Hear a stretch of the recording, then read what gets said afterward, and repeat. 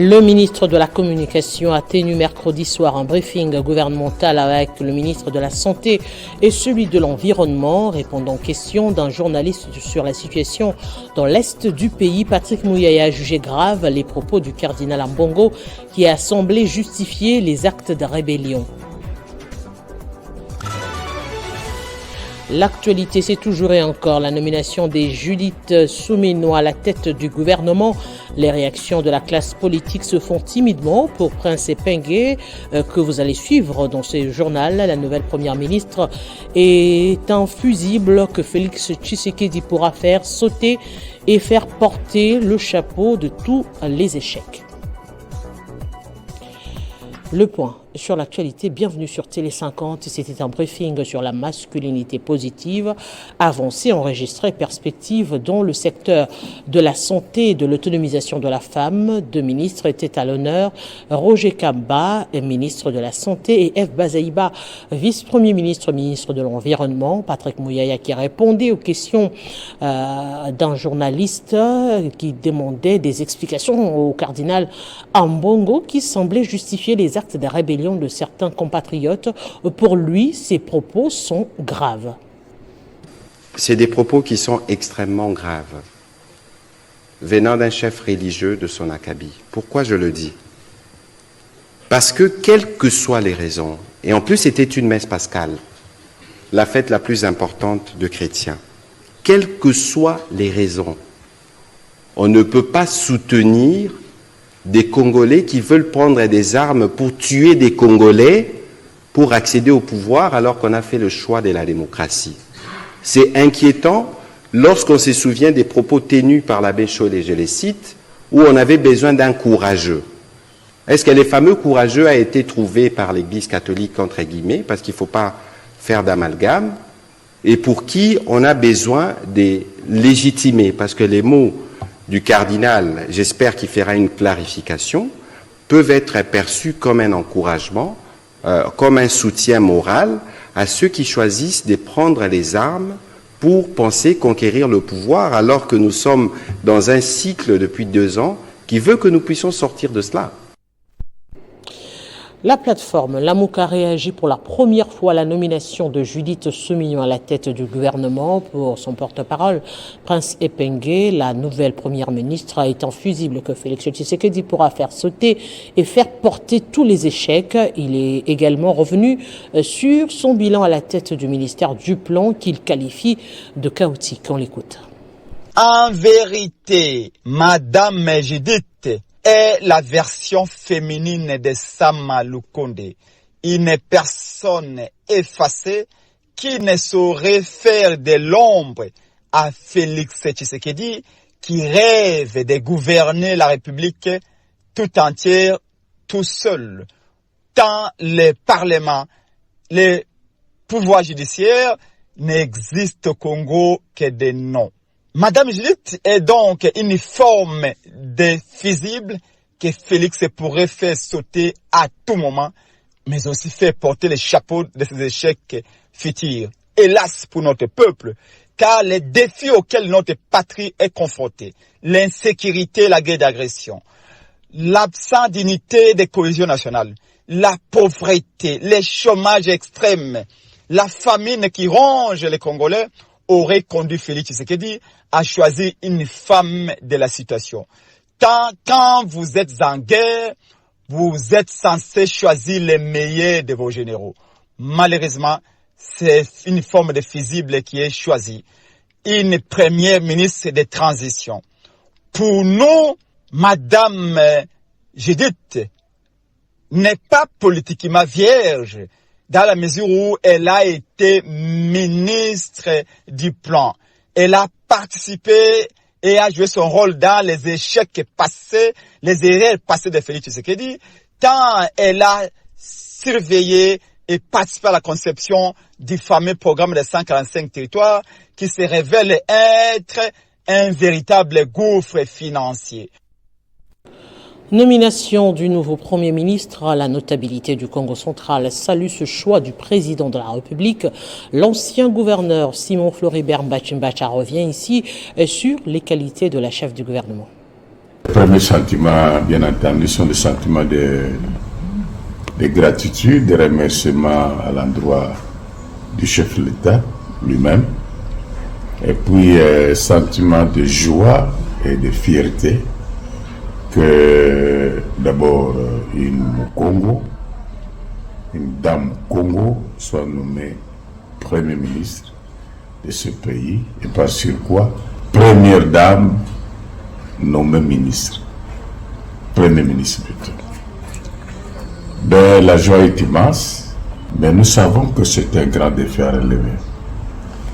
Au lieu de jubiler, de danser, de boire, je crois que nous devons plus songer comment être utile à cette dame, comment nous devons l'aider pour qu'elle puisse relever les défis, parce que les défis sont énormes. Et notre devoir à nous tous, je crois, c'est d'aider pour que finalement, elle puisse réussir cette grande tâche et pour que le Congo central soit encore plus fier d'elle, parce que le Congo central, c'est une province en principe qui gagne toujours, et il ne faut pas que nous allions là-bas pour perdre. Je suis convaincu que nous sommes allés pour gagner, et il va gagner. Et l'assiduité dans son travail, la loyauté et la fidélité au chef de l'État. La nomination de Judith Somino à la tête du gouvernement n'a pas laissé indifférent le bourgmestre de la commune de Likasi, Olivier Kiboko, a tenu à féliciter la nouvelle chef du gouvernement. Message de félicitations à Madame le Premier ministre, chef du gouvernement de la République démocratique du Congo. Excellence, ayant appris par la voie des ondes en mission à l'étranger où je me retrouve, votre nomination en qualité de Premier ministre de la République démocratique du Congo par son Excellence Félix-Antoine Tshisekedi Tshilombo, président de la République, chef de l'État. Je tiens à vous adresser au nom de mon entité, commune de Likasi, et aux miens propres mes chaleureuses et sincères félicitations.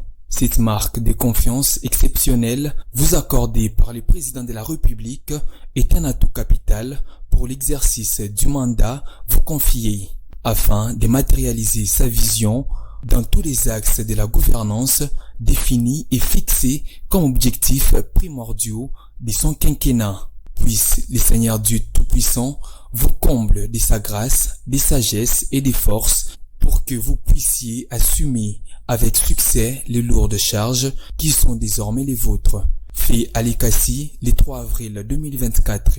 Message signé Munongom Thierry, Bikoro, Kiboro, Olivier, bourgmestre.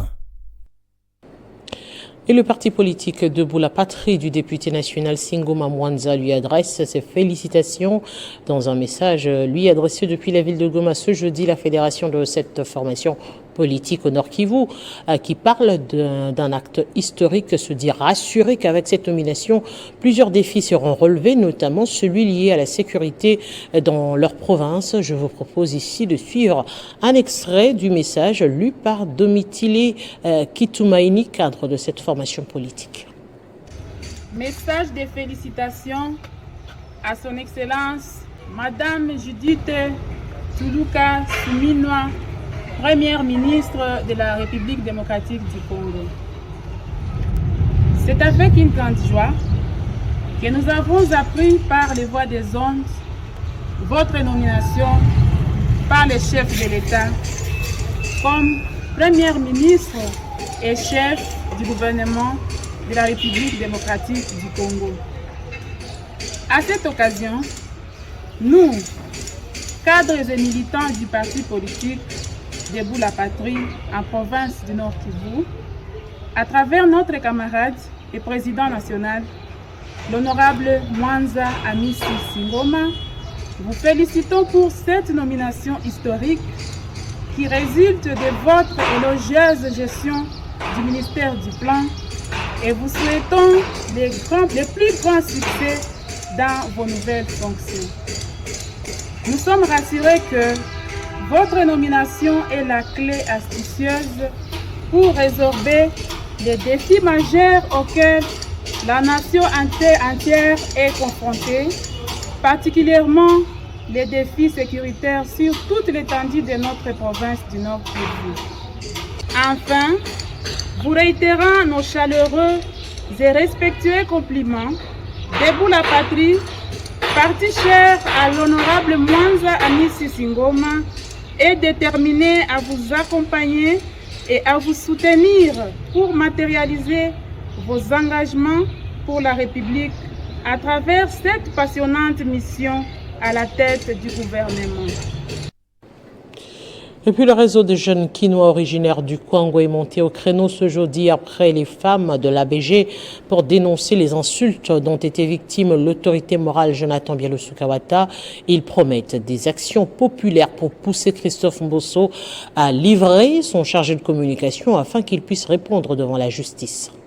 Nous demandons à l'honorable Mbosso Nkodiapwanga de cesser d'instrumentaliser une partie de la jeunesse congolaise qui s'illustre aux injures faciles à l'égard de certaines autorités du pays. Cette pratique ternit son image et celle des Congolais reconnus comme des personnes bien éduquées. Après avoir injurié à la longueur des journées les honorables Bahati et Kamere par M. Kinana, aujourd'hui c'est le tour de M. Dikambi Blanchard, conseiller en communication de l'honorable Mbosso Nkodiapwanga, qui s'est mis à insulter non seulement l'honorable Jonathan Bialousoukawata, mais aussi sa mère et son épouse, Madame Régine Kingunza, et la candidate gouverneure du Congo, présentée par l'IDPS à la personne de Madame Colette Lukamata. Les Régécoq condamnent avec la dernière énergie des déclarations injurieuses et répétitives et demandent à l'honorable Mbosso Nkodiapwanga de prendre publiquement position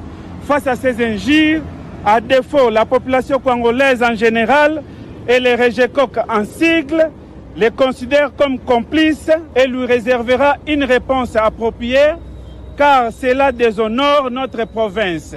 Les Régécoq demandent à l'honorable Mbosso Nkodiapwanga de respecter et de faire respecter les accords de l'hôtel du fleuve sur la rotation de gestion de la province. Régécoq soutient le combat de l'honorable Jonathan Bialousoukawata afin de libérer les Kwango de la sous-traitance politique qui les condamne dans le sous-développement.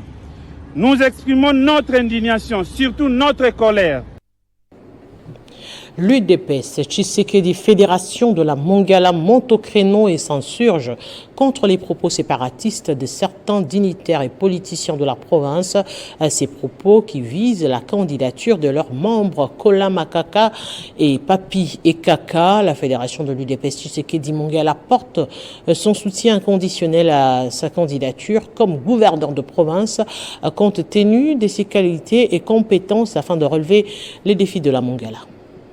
Nous, cadres de l'Union pour la démocratie et le progrès social IDP Tshisekedi, combattants et combattantes réunis d'urgence en séjour du mercredi 3 avril et déclarons ce qui suit. C'est depuis la publication des résultats des élections de décembre 2023 que l'IDP Tshisekedi a gagné les élections en raflant 4 sièges dans la province de la Mongala, contrairement aux autres provinces du Grand Équateur qui n'ont obtenu qu'un siège par province. Demandons à tous nos partis alliés de soutenir l'IDP Tshisekedi qui a une majorité à l'Assemblée provinciale qui brigue le poste de gouverneur car notre allié FPAI, considéré comme un fils, ne peut pas disputer le gouvernorat avec son père l'IDP Tshisekedi. Nous ne céderons pas. Constatons une manœuvre dilatoire qui se prépare contre notre candidat de l'IDP Tshisekedi en faveur des candidats des regroupements AN qui n'ont pas atteint le seuil lorsque l'UDP Tshisekedi a atteint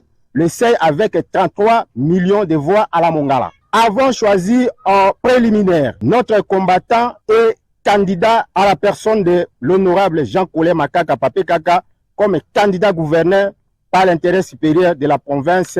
Demandons la justice, surtout au Conseil d'État, de dire le vrai droit au lieu d'être influencé par quiconque. Car, dit-on, la justice élève une nation. Sollicitons de son Excellence Félix Tshisekedi, président de la République, le chef de l'État et garant du bon fonctionnement des institutions, de s'investir personnellement pour que règne la paix tant souhaitée par le territoire national.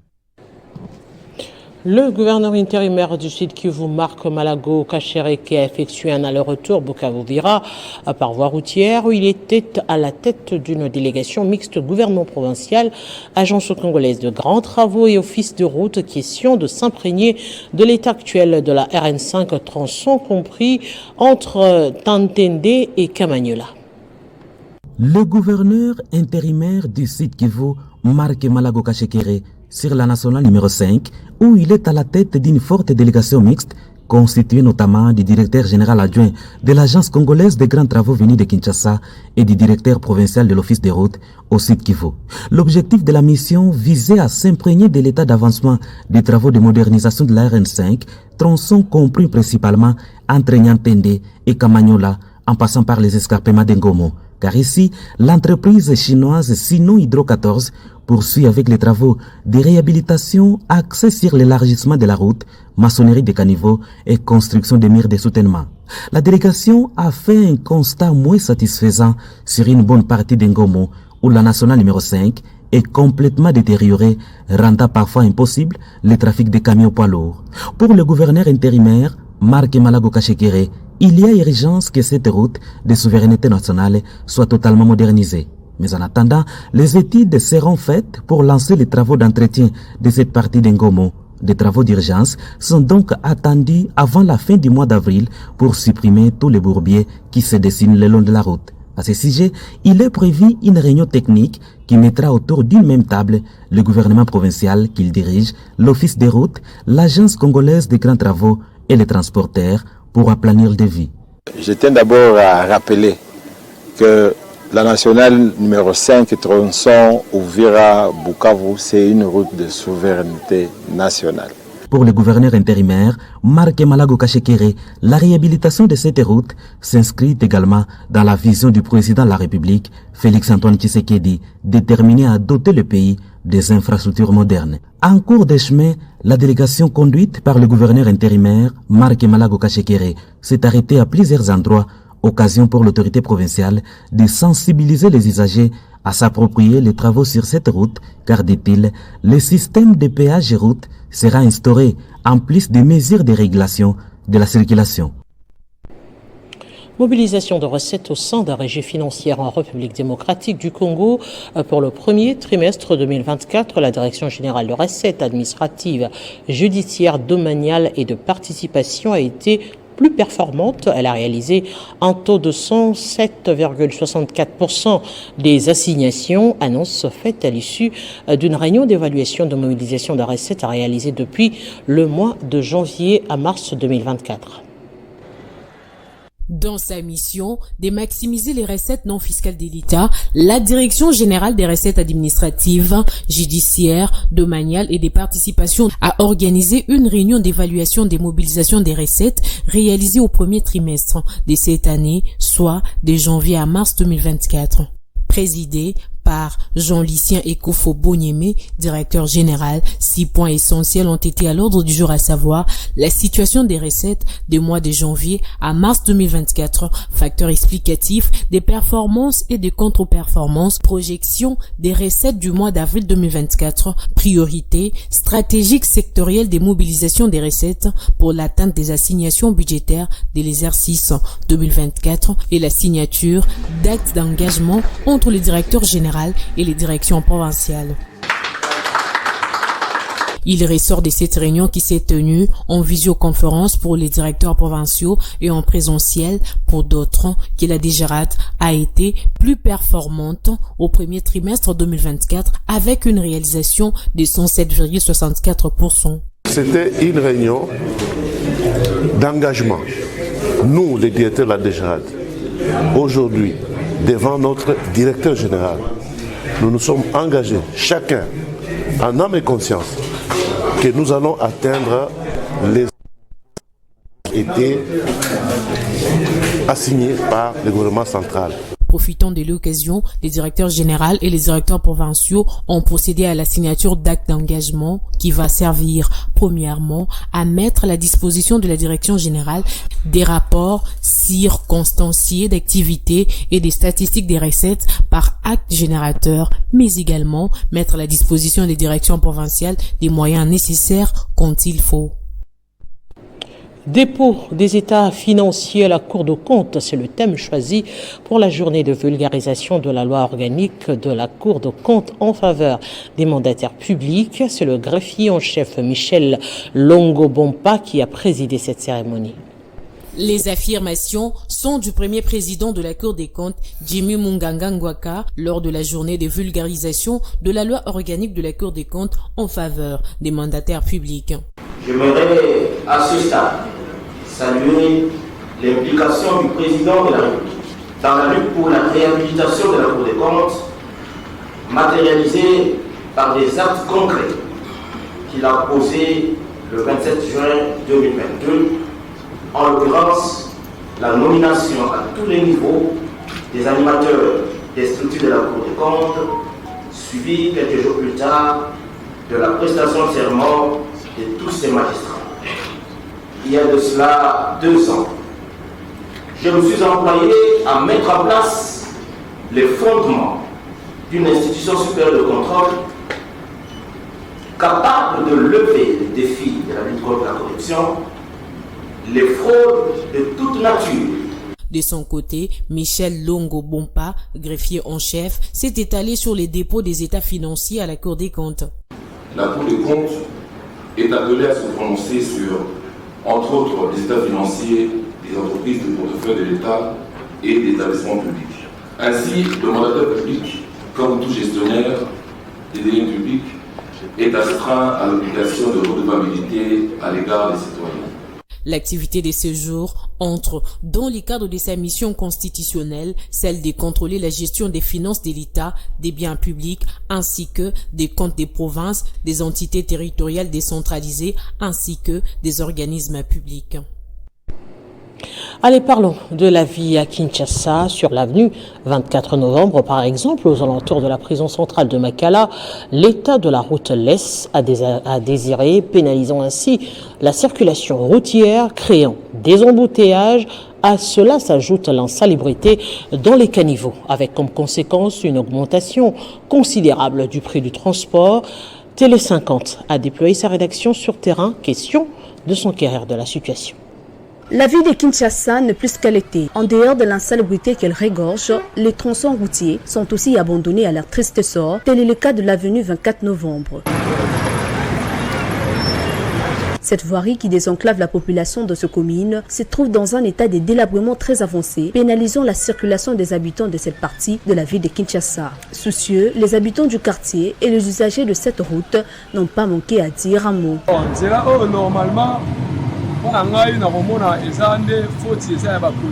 la faute revient aux autorités. C'est une route qui est principale, qui est près de la prison centrale de Makala. Cette route est dans un état très délabré qui occasionne souvent des accidents et des pertes en vies humaines. Donc ça a 1 heure du temps, il y a quelques mètres, 200 mètres. Donc ça a 1h20. Nous faisons 1 heure du temps pour ces petits tronçons de 200 mètres. Les prix du tronçon a même augmenté pour ces petits trajets que les autorités viennent arranger cette route. Une situation qui met en difficulté même les mototaxis, souvent réputés pour leur agilité à contourner les embouteillages, ont eux aussi également du mal à opérer. Avec quiétude sur cette avenue, ils ne cessent de solliciter comme toujours l'appui des autorités compétentes. Cher bourgmestre, ne reste pas seulement dans le bureau, descendez sur les terrains. Grâce aux moyens que vous récoltez dans nos marchés pour arranger cette route, nous demandons au gouverneur de descendre sur terrain afin de trouver des solutions pour cette voirie.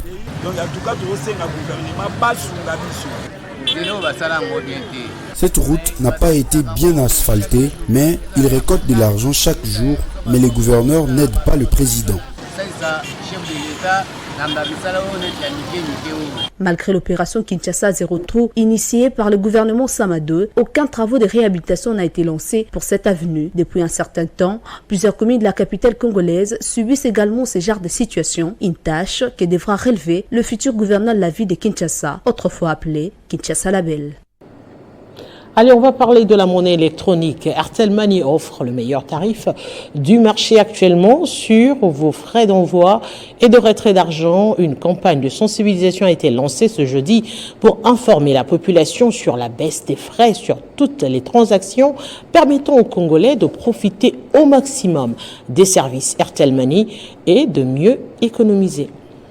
C'est parti avec RTL dans cette campagne de sensibilisation de la population sur la baisse des tarifs sur tous les frais d'envoi et de retrait d'argent via RTL Money. Venant de lancer, nous sommes en train de partir avec, parce que nous avons compris en réalité que les personnes qui font des transactions se plaignent souvent sur le coût ou les frais qui sont perçus, soit lorsqu'ils font des retraits ou des envois d'argent.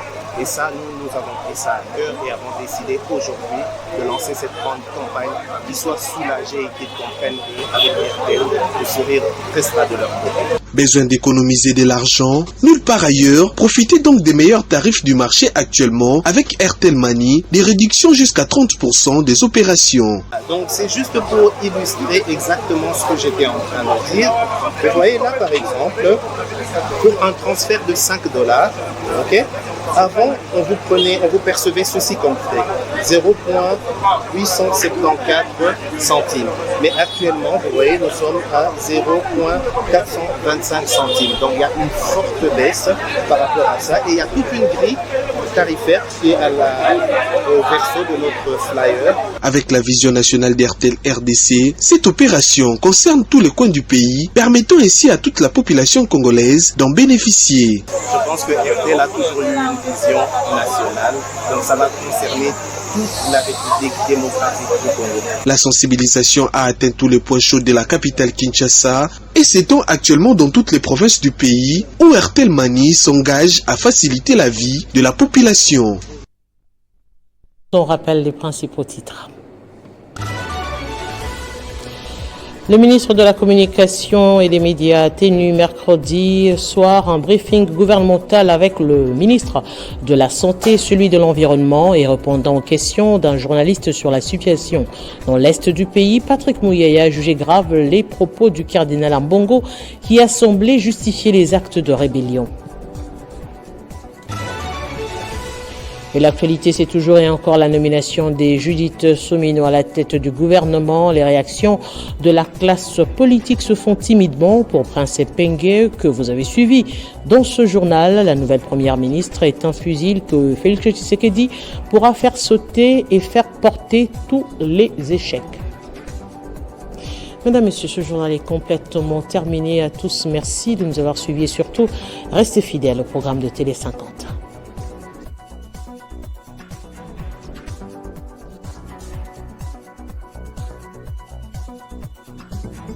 Retrouvez toute l'actualité en continu sur www.tele50.cd.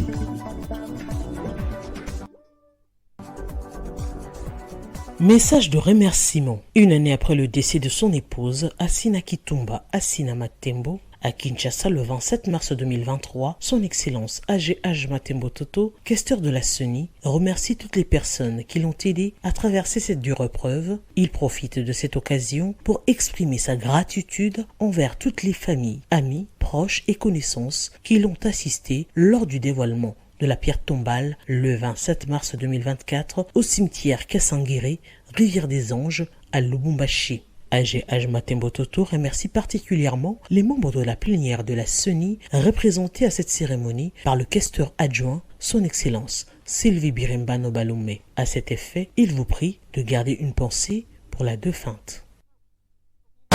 Réunis en ces jours inoubliables pour rendre un hommage mérité à cette grande dame, Assina Kitumba Assina Matembo, qui nous a quittés il y a 1 an. Le vrai tombeau des morts, c'est le cœur des vivants. Cette pensée du poète français Jean Cocteau se confirme par la présence des délégations venues de tous les coins de la République. Asina Kitumba, Asina Matembo, tu sais. Moïse Matembo, Priska Kassongo, Antoine Titi, Aristote Kanimbo, leurs frères et sœurs, les Dey